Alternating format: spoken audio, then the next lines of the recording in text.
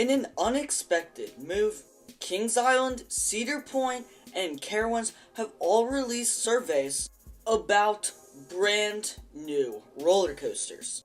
That's right, these three parks are asking their guests what new roller coaster they would like to see next.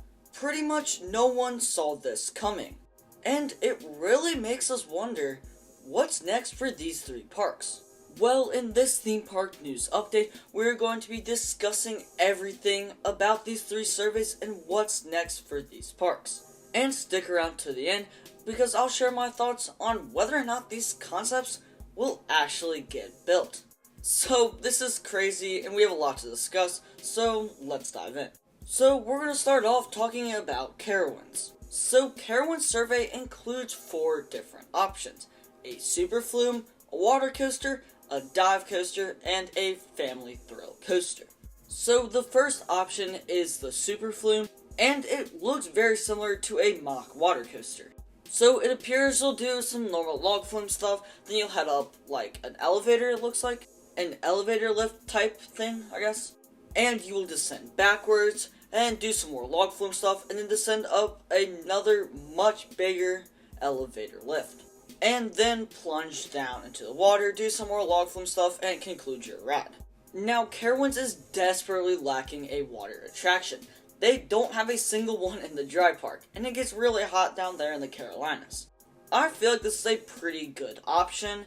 It would be marketable, it'd be something to do to cool off in the hot summer days, and I'm not opposed to this idea whatsoever. Now, if Carowinds is going with a water attraction, I don't think this should be the one they go with, because of this next option. A mock water coaster. Something like Journey of Atlantis at the SeaWorld parks, just maybe minus the theming. Which, hey, that's a pretty good ride. And if they were able to do a bigger coaster section, I feel like it would make up for the lack of theming. Now, I feel like this is personally the best option for Carowinds.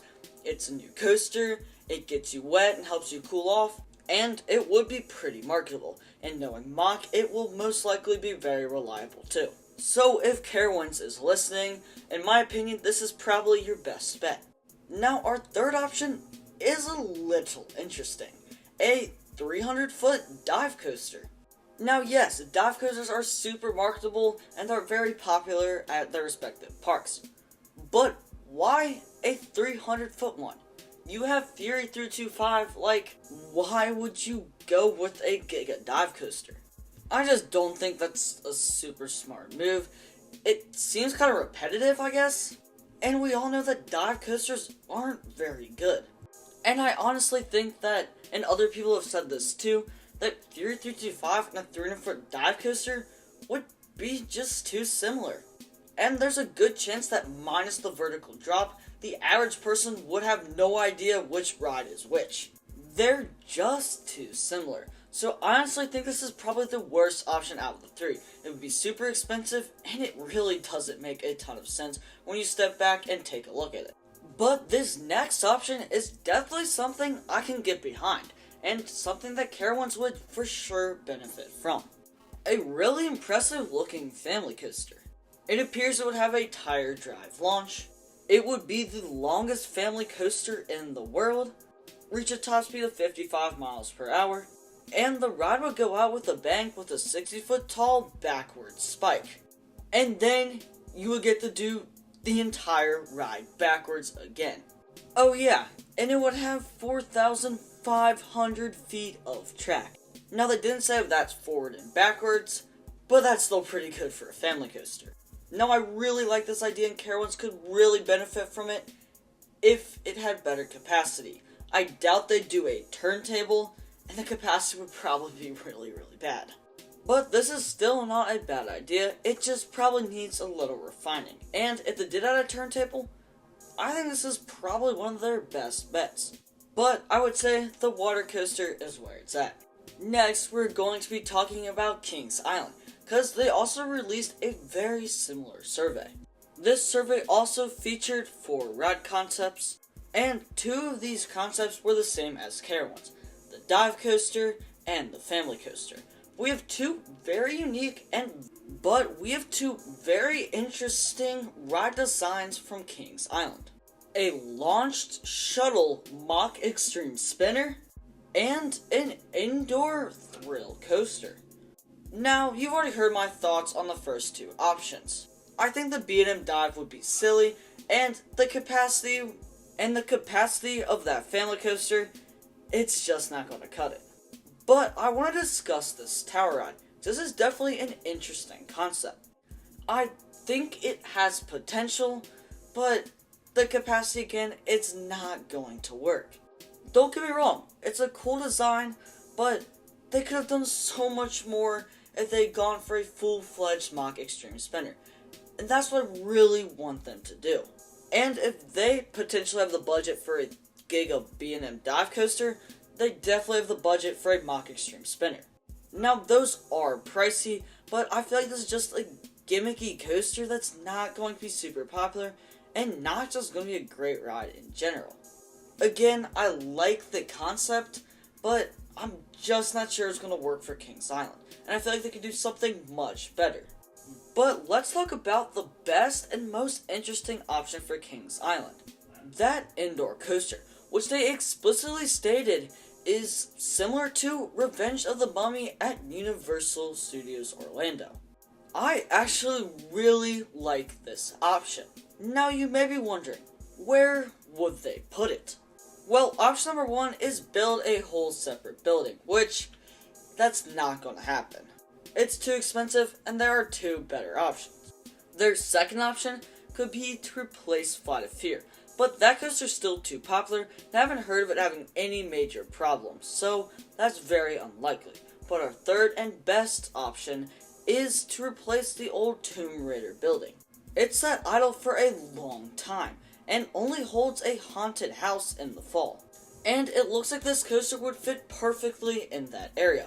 So this is the best option for Kings Island, and I really like it. It gets you out of the heat, it's marketable, looks like pretty much the whole family can ride it. It's going to provide a good thrill, and knowing Cedar Fair these days, I bet they incorporate a pretty cool storyline. So overall, I really like this option. It's the best out of the four proposed, and if it does come to fruition, I think it would be a great addition to Kings Island, and maybe, if it's done right, be one of the better coasters in the park. But we haven't even talked about Cedar Point, because they too released their very own surveys for their next coaster. Cedar Point also had 4 rides in their survey, and they have one that stands out above the rest. Their first option is a mock water coaster, similar to the one in Carowind's survey. They also have that same shuttle family coaster, and the same interesting tower coaster for Kings Island. But here's the most interesting one. A Vioma tilt coaster. I bet you guys did not expect that. Now the water coaster could work, because Cedar Point could use another water ride, so that's definitely an okay option. The family coaster and the tower coaster, the capacity would not work for Cedar Point.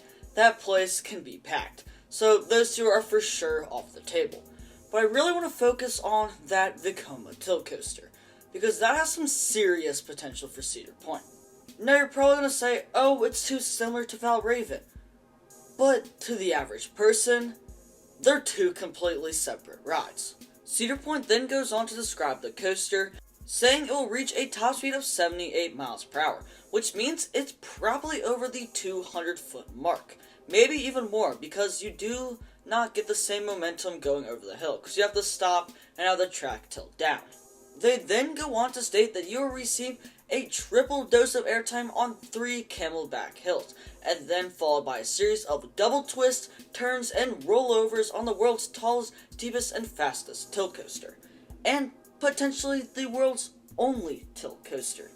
Again, I really think this has some serious potential for Cedar Point, and again, if someone from Cedar Point's listening out there, this is the coaster you guys should go for. And it would be a great addition to follow up Top Thrill 2. So overall, I really like this coaster, Cedar Point. Please go for this one. It's the best option, and it will be a really cool ride. And we'll finally get a Vioma tilt coaster, if Codaland doesn't beat Cedar Point to it. But all of this speculation and surveys and rumors begs the question, are any of these actually going to be built? Well, I would say there's a good chance, but there is definitely no guarantee. For example, Canada's Wonderland is potentially building one of their survey options, or Cedar Fair at least took into account what the people said in the survey. But a lot of other parks received surveys, and there's no sign that they are going to be building the attractions within those surveys. So I would say that there's probably a 40-ish% chance that at least one of these gets built, like one of the coasters in one of the surveys. I'd say for each individual park, it's about a 25% chance. So when we're talking rumors and roller coasters and all that stuff, that's a pretty good chance, but definitely not certain by any means.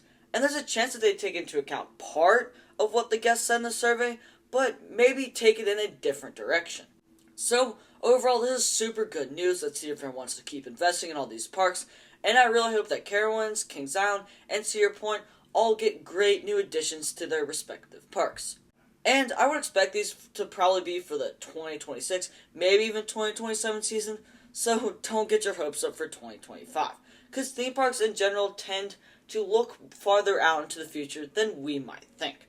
If you enjoyed the video and want to stay up to date on all the latest theme park news, then drop a like down below and subscribe for more coaster content coming your way. And I'll keep you updated on any of these rumors going forward. And if you want to catch up on all the latest theme park news, then check out the video on your screen right now. And as always, thank you guys for watching, and I will see you all in the next one.